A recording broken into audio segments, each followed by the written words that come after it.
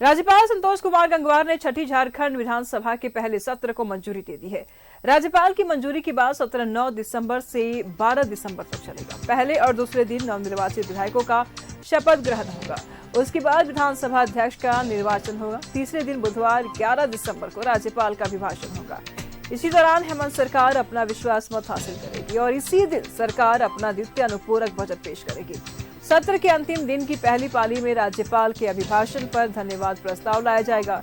राज्यपाल के अभिभाषण पर सरकार का उत्तर और मतदान होगा। भोजनावकाश के बाद द्वितीय अनुपूरक बजट पर पक्ष विपक्ष के बीच वाद विवाद होगा। इसके साथ खनिज पर सेस बढ़ाने संबंधित संशोधन विधेयक सदन में पेश किए जाएंगे।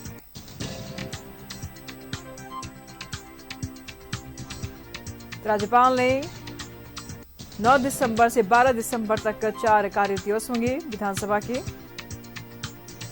पहले 2 दिन निर्वाचित विधायकों का शपथ होगा। 10 दिसंबर को नए अध्यक्ष के निर्वाचन की प्रक्रिया शुरू होगी। तीसरे दिन राज्यपाल का अभिभाषण होगा। तीसरे दिन राज्यपाल और हेमंत सरकार विश्वास मत हासिल करेगी।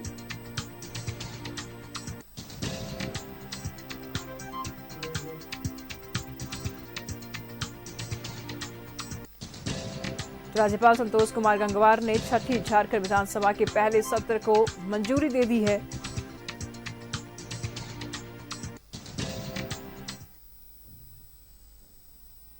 तमाम जानकारी के लिए सहयोगी दीपक इस वक्त हमारे साथ जुड़ चुके हैं। दीपक, विधानसभा के पहले सत्र को मंजूरी दे दी है राज्यपाल ने। यह सत्र बेहद खास होने जा रहा है क्योंकि पहली सरकार का ये पहला सत्र होगा और इस सत्र में सबकी निगाहें होगी। क्या कुछ कहेंगे, क्या कुछ कार्यक्रम हो सकते हैं, क्या कुछ होंगे इस सत्र में?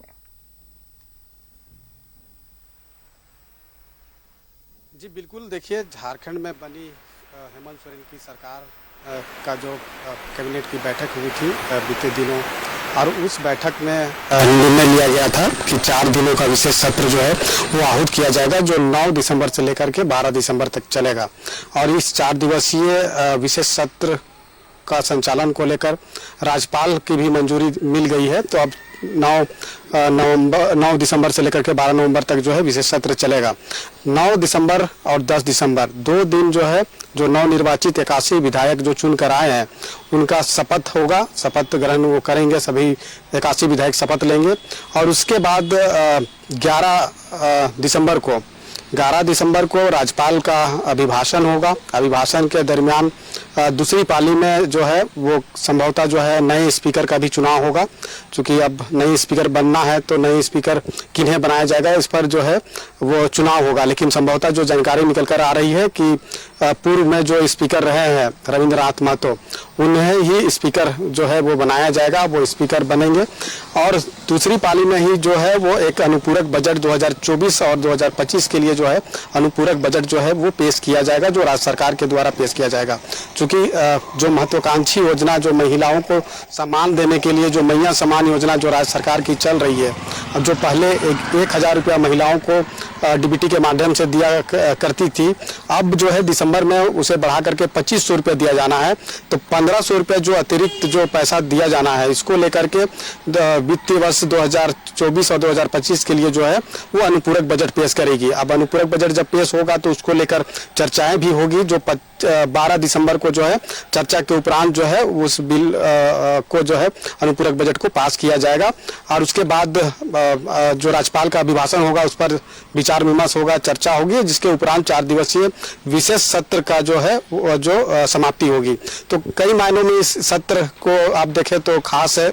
यह इसलिए भी कि एक तरफ जो स्पीकर चुना जाना है वो स्पीकर भी चुना जाएगा, दूसरी तरफ महिला सम्मान योजना के तहत जो महिला सम्मान योजना को जो राशि दिसंबर माह से महिलाओं को देना है तो उसको लेकर अनुपूरक बजट जो है वो पेश किया जाएगा। तो राज्य सरकार का यह पहला जो है विधानसभा सत्र होगा जो सरकार बनने के बाद आहूत होने जा रहा है। तो कई मायनों में यह वो जो विशेष सत्र है वो खास है। जी बिल्कुल दीपक, का नजर बनाए रखिएगा, लगातार हम आपसे अपडेट लेते रहेंगे। फिलहाल बहुत बहुत शुक्रिया आपका इन तमाम जानकारियों के लिए।